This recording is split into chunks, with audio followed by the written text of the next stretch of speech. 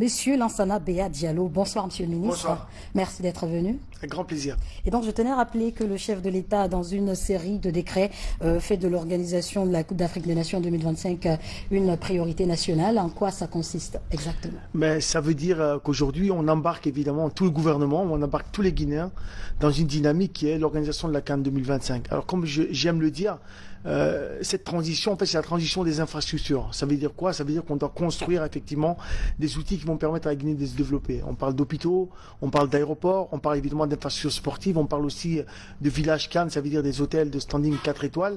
Donc c'est vraiment un développement extraordinaire pour le pays. Et donc je pense que la portée de ce décret est vraiment gigantesque pour le pays parce que ça veut dire qu'on va amener la Guinée dans une nouvelle dimension.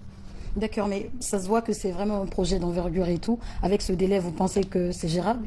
Oui, je pense que oui. Aujourd'hui, en termes de dynamique dans laquelle on est aujourd'hui avec ce gouvernement, et aussi le fait d'avoir inscrit justement, je dirais, la CAN comme étant une priorité nationale, ça veut dire que toute l'orientation politique et stratégique va se mettre autour de cet événement et que tous les ministres, évidemment, aujourd'hui, sont des hommes qui vont devoir faire des passes au ministre, je dirais, des Sports pour que je puisse marquer un goal, pour que cette CAN soit une véritable réalité. Et donc, je rappelle en fait que dans la même vague de décrets, le COMIOR a été mis en place. Quel sera le rôle de ce COMIOR? Le COMIOR, donc, c'est-à-dire ce comité interministériel, en fait, qui a comme objectif, justement, qui sera présidé par le Premier ministre, qui aura comme objectif de coordonner tous les liens avec les différents secteurs, départements ministériels pour nous permettre justement d'être dans une dynamique justement collective et constructive puisqu'il y a beaucoup de complémentarité. Comme je vous l'ai dit, moi je vais m'occuper principalement de tout ce qui est infrastructure, je dirais, sportive, mais à côté de ça, nous devons construire des hôtels, nous devons construire des aéroports, nous devons aussi construire des hôpitaux. Donc tout ça fait en sorte qu'il va falloir coordonner tout ça en synergie et ça c'est le Premier ministre qui va porter cette dynamique-là. Et donc tout à l'heure on a diffusé un reportage sur la venue de cette équipe de la CAF et tout. L'équipe était là pourquoi exactement? En fait, l'équipe est venue effectivement parce que vous savez, la Guinée, entre 2014 et aujourd'hui, il n'y a jamais eu de visite d'inspection. Il y a eu une première visite d'inspection qui s'est faite au mois de juin. Pourquoi? Parce qu'en fait, la CAF s'est rendu compte en fait, que la Guinée est en train de bouger. Parce que la CAF, je pensais que la Guinée n'allait jamais organiser cet événement. Donc depuis qu'on est arrivé, depuis le 5 septembre, on a décidé d'en faire une dynamique et une priorité. Donc comme ils ont vu qu'on bougeait, ils sont venus voir qu'est-ce qui se passe. Pourquoi est-ce que la Guinée, elle bouge? Est-ce qu'elle est vraiment dans une dynamique positive? Et puis finalement, après avoir reçu le rapport effectivement de ceux qui sont venus faire la visite d'inspection, ils sont venus pour nous passer un message et voir est-ce que la date de 2025 est quelque chose de tenable pour nous.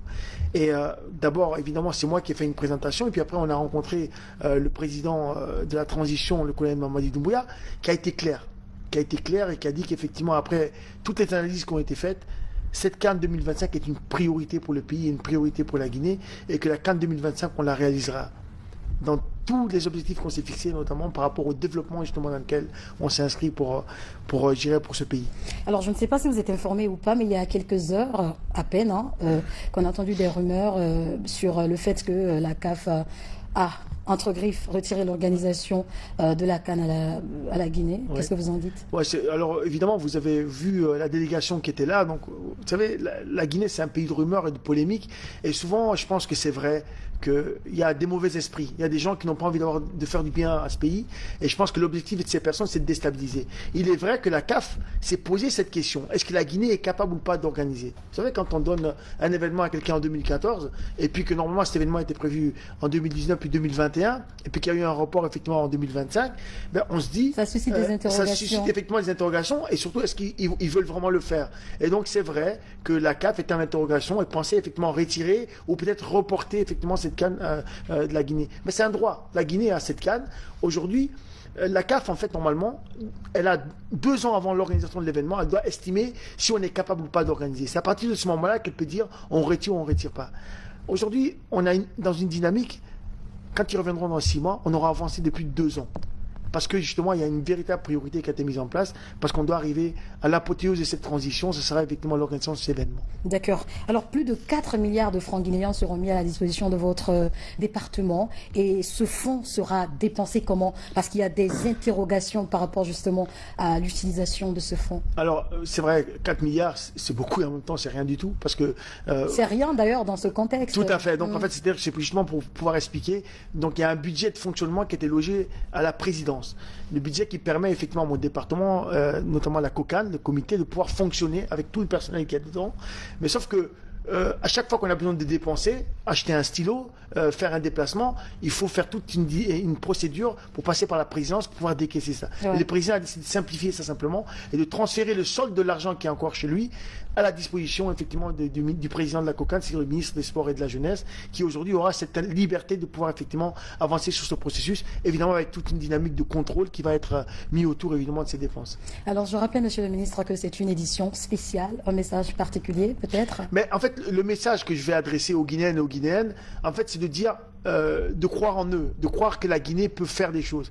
Et il est vrai que pendant des années et des années, on a menti aux Guinéens.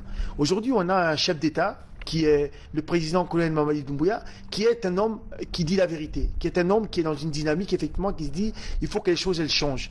Et les Guinéens, malheureusement, n'arrivent pas encore à croire, effectivement, à ce qu'on peut leur dire. Pourtant, les actes concrets ont été posés.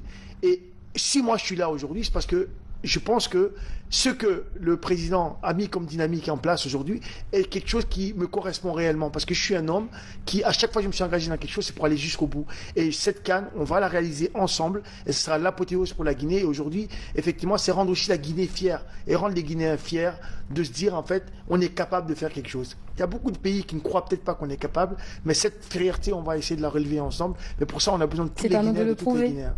Exactement. C'est à nous de le prouver et de traverser ce mur qui est devant nous et de se dire que l'impossible n'existe pas. Voilà, il ne reste plus qu'à vous dire merci. Merci à vous.